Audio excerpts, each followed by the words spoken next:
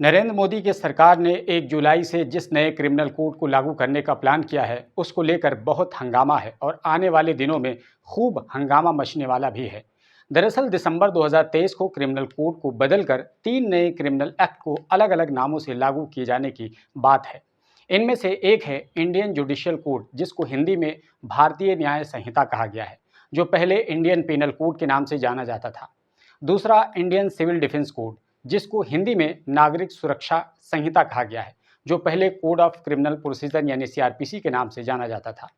इसी तरह तीसरा कानून है इंडियन एविडेंस कोड, जिसको हिंदी में भारतीय साक्ष्य अधिनियम कहा गया है, जो पहले इंडियन एविडेंस एक्ट के नाम से जाना जाता था।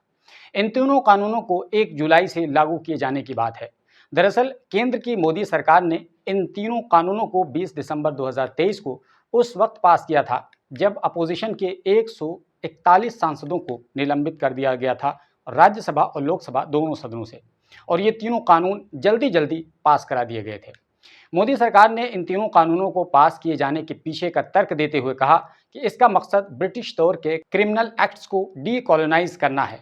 जबकि कानून के जानकार बताते हैं कि मोदी सरकार द्वारा पास कराए गए तीनों कानून अंग्रेजों के ज़माने में लाए गए रोलेट एक्ट को याद दिलाते हैं।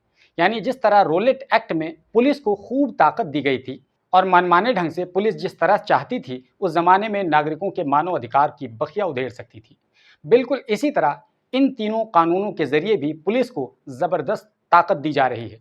कानून के जानकार बताते हैं कि किसी भी क्रिमिनल कानून का मतलब केवल सज़ा देना नहीं होता है, बल्कि उसके मौलिक अधिकारों का भी ख्याल रखना होता है।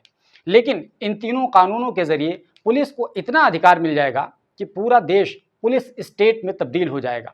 पुलिस अपने तौर पर जिस तरह चाहेगी किसी भी व्यक्ति की ऐसी तैसी करके रख देगी और कोई कुछ नहीं कर पाएगा, क्योंकि पुलिस ये सब कुछ मोदी सरकार द्वारा लाए गए नए कानूनों के तहत करेगी।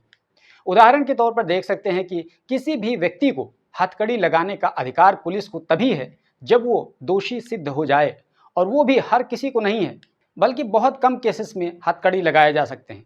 लेकिन इस नए कानून के तहत पुलिस किसी भी सम्मानित नागरिक को केवल आरोप लगने के बाद ही हथकड़ी लगा सकती है, चाहे वो आरोप झूठे हों या सच्चे हों। इससे कोई सरोकार नहीं। इसके अलावा अगर कोई व्यक्ति पुलिस के द्वारा पकड़ा गया है तो पुलिस की ये जिम्मेदारी है कि वो 24 घंटों के भीतर मजिस्ट्रेट के सामने वो पेश करे। ये अब तक का कानून है। जबकि इस नए कानून के तहत पुलिस किसी भी आरोपी की कस्टडी कितने दिनों तक रखेगी, उसकी कोई इस नए कानून के अंतर्गत क्लियरिटी नहीं है। यानी प्रिवेंटिव डिटेंशन मामले में पुलिस को निरंकुश बना दिया गया है, और अब पुलिस कितने भी समय तक आरोपी को अपनी कस्टडी में रख सकती है, इसकी कोई जवाबदेही पुलिस की नहीं है। इस मामले में पुलिस के अधिकार इतने बढ़ा दिए गए हैं कि अब वो मजिस्ट्रेट या जुडिशरी को सूचना देने के लिए भी बाध्य नहीं है। इस तरह पुलिस कस्टडी का जो पुराना मामला था, इसके तहत किसी भी आरोपी को पुलिस केवल 15 दिन का ही रिमांड ले सकती थी। लेकिन अब इस नए कानून के तहत पुलिस रिमांड को 15 दिन से बढ़ाकर 90 दिन कर दिया गया है। इस मामले में अगर कोई व्यक्ति पकड़ा जाता है और वो जमानत के लिए अप्लाई करता है, तो पुलिस ये कह करके कोर्ट से उसकी जमानत रद्द करवा सकती है कि अभी तक हमारी जांच पूरी नहीं हुई है, हमें इसके लिए कुछ दिनों के लिए और भी आरोपी को कस्टडी में लेना है। इस तरह पुलिस अपने कस्टडी में लेकर इस आरोपी के मान सम्मान की और मौलिक अधिकारों की बिल्कुल ऐसी तैसी कर सकती है। और हद तो तब हो जाती है कि कई बार पुलिस की कस्टडी में आरोपी की मौत तक हो जाती है, क्योंकि हम आए दिन ये चीज़ देखते रहते हैं कि कितने ही लोगों की मौतें पुलिस कस्टडी में हो रही हैं। अब अगर केवल 15 दिनों के अंदर पुलिस कस्टडी में मौतें हो रही हैं, तो जब यही कस्टडी 90 दिन बढ़ा दी जाएगी, तब क्या हो सकता है, यह सोचकर ही डर लगने लगता है। इसके अलावा इस नए कानून के तहत किसी भी आरोपी के इलेक्ट्रॉनिक डिवाइसेस को बिना किसी वारंट के पुलिस जब्त कर सकती है, चाहे वो मोबाइल हो, कंप्यूटर हो, लैपटॉप हो, कैमरा हो या कुछ भी हो। वो सब कुछ एविडेंस पेश करने के नाम पर पुलिस बिना बताए सीज कर लेगी, और इस पर आप कुछ भी आपत्ति दर्ज नहीं करा सकते। इसके अलावा देशद्रोह का जो कानून था, जिसका सबसे ज़्यादा दुरुपयोग पिछले करीब 10 सालों में किया गया, इसको आखिरकार कोर्ट के हस्तक्षेप के बाद ख़त्म कर दिया गया था, जिसके बाद पुलिस के अधिकार करीब करीब यूएपीए के मामले में बहुत सीमित हो गए थे। इसको लेकर एक बार फिर से इस नए कानून के तहत बहाल किया जा रहा है। यानी नए पैकेज में पुराना बम रखकर किसी भी व्यक्ति के सर को दोबारा से फोड़ देने की तैयारी है। और इसके अलावा इस नए कानून में आतंकवाद से संबंधित केसेस को एक नए ढंग से डिफाइन करने की कोशिश की गई है। यानी अगर किसी ने कोई ऐसा काम किया है जिससे किसी को डर लग सकता है तो उसको आतंकवाद जैसे खतरनाक कानून के दायरे में लाकर उसकी ज़िंदगी तबाह की जा सकती है।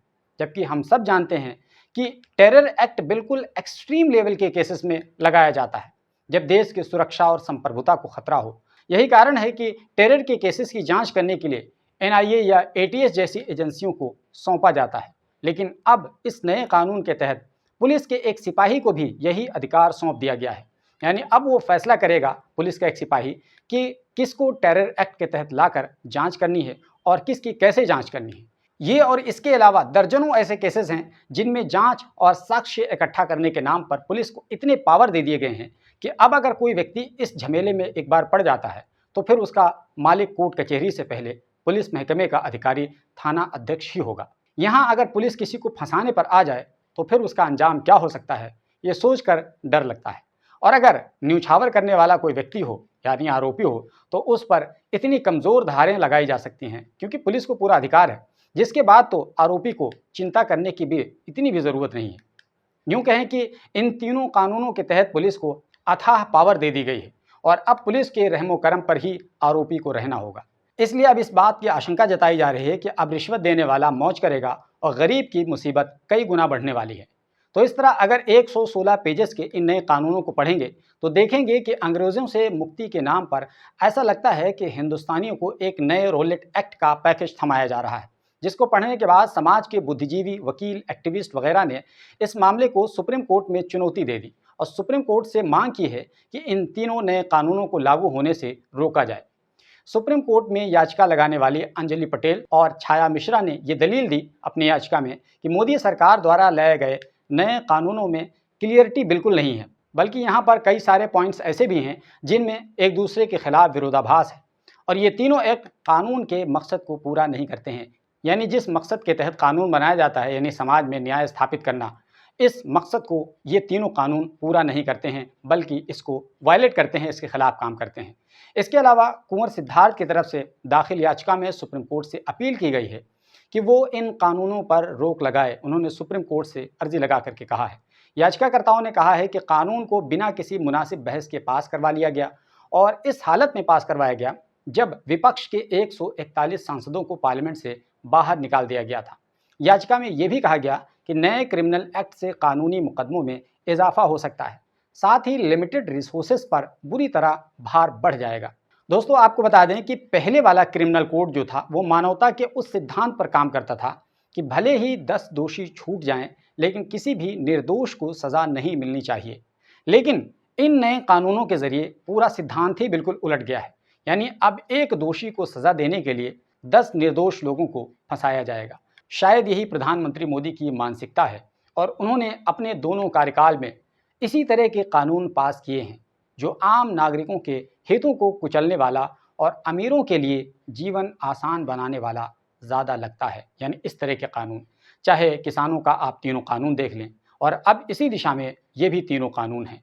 वैसे दोस्तों, इस कानून के बारे में आप क्या सोचते हैं? क्या आप इन तीनों नए कानूनों का समर्थन करते हैं या विरोध करते हैं? जो भी आपकी राय है, अपनी राय कमेंट बॉक्स में ज़रूर लिखिए। हो सकता है कि इस तरह आवाज़ उठाने से बात दूर तक पहुँचे और फिर इसका नतीजा कुछ और हो। दोस्तों, अगर आप हमारे चैनल पर पहली बार आए हैं तो प्लीज़ सब्सक्राइब कर लीजिए। ये वीडियो अगर आप फेसबुक पर देख रहे हैं तो हमारे पेज को फॉलो कर लीजिए, और अगर बिज़नेस से संबंधित खबरें जानना चाहते हैं तो ग्लोबल बाउंड्री बिज़नेस को भी सब्सक्राइब कर सकते हैं।